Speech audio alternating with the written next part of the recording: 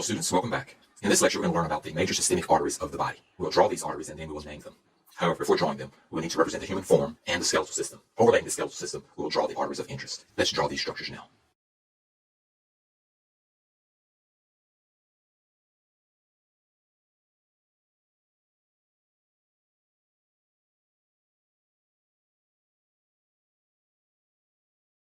Now that we have our human form and our arteries, let's name the 16 major arteries. Let's start here with the aorta. So here we have the aortic arch. Coming off of the aortic arch, we have 1, 2, 3 arteries. Starting with the one on the right, this is the brachiocephalic trunk. The one in the middle here is the left common carotid artery.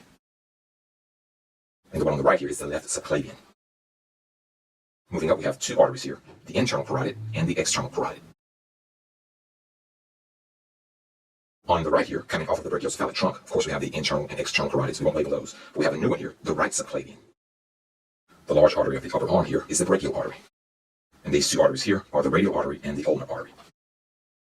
Coming down from the aortic arch is the descending aorta. Branching off of the aorta, we have the common iliac here. And branching from the common iliac, we have the internal iliac and the external iliac. Within the femur, we have the femoral artery. And lastly, in front of the tibia, we have the anterior tibial artery. And so here are the 16 arteries that you will need to be able to identify. And so we'll label this slide the major systemic artery.